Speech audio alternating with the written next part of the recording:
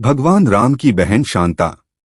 अयोध्या के राजा दशरथ की 3 पत्नियों और उनसे होने वाले 4 पुत्रों राम, लक्ष्मण, भरत और शत्रुघ्न के बारे में सभी जानते हैं, लेकिन भगवान राम की बड़ी बहन के बारे में हर किसी को नहीं पता। वाल्मीकि रामायण में भी राम की बहन शांता के बारे में जानकारी नहीं है, लेकिन दक्षिण पुराण में भगवान राम की बहन शांता का इतिहास जरूर मिलता है। भगवान राम की बहन शांता का सच यह है कि शांता राम की बड़ी बहन और माता कौशल्या की बेटी थी। वह बहुत ही सुंदर और हर कार्य में निपुण थी। शास्त्र से लेकर पाक कला तक में एकदम पारंगत।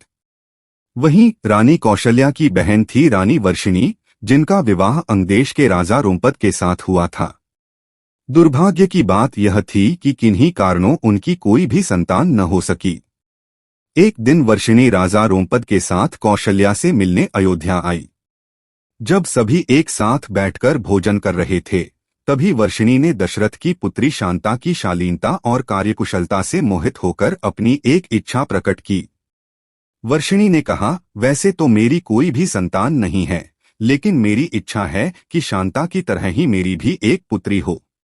वर्षिणी की इस बात पर राजा दशरथ उन्हें शांता को गोद देने का वचन दे देते हैं।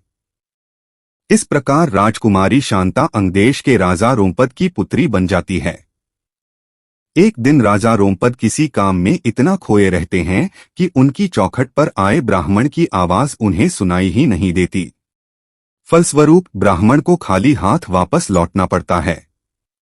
देवराज इंद्र को राजा रोमपद द्वारा किया गया ब्राह्मण का यह अपमान जरा भी रास नहीं आता। वह अंगदेश में वर्षा न करने का निश्चय कर लेते हैं। ऐसे में बिना वर्षा अंगदेश में सूखा पड़ जाता है। इस वजह से अकाल की स्थिति पैदा हो जाती है। इस समस्या से उबरने के लिए राजा रोमपद ऋषि श्रंग के पास जाते हैं और उनसे इस समस्या का उपाय पूछते हैं।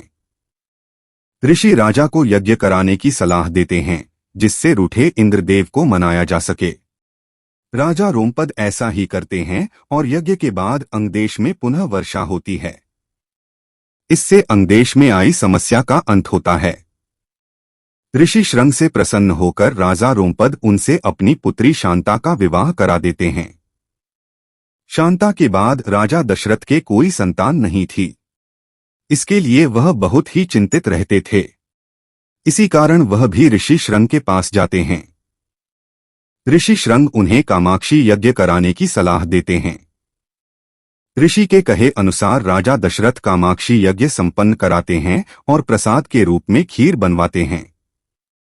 यज्ञ समाप्त होने के बाद जो खीर का प्रसाद था, उसे राजा दशरथ की तीनों पत्नियां कौशल्या, सुमित्रा और कैकेयी ग्रहण करती हैं। कामाक्षी यज्ञ के प्रताप से रानी कौशल्या को पुत्र के रूप में राम, कैकेयी को भरत और सुमित्रा को लक्ष्मण व शत्रुघ्न की प्राप्ति होती है। चारों पुत्रों को अपनी बहन शांता के बारे में कुछ भी मालूम नहीं होता है। समय के साथ धीरे धीरे राम को अपनी माता के दुख का पता चलता है। साथ ही भगवान राम की बहन शांता के जीवन का सच, जो कोई नहीं जानता था, राम को मालूम हो जाता है। बहन शांता के बारे में जानने के बाद राम अपनी मां को बहन शांता से मिलवाते हैं और सभी पुराने मतभेदों को दूर कर एक साथ रहने का वचन देते हैं।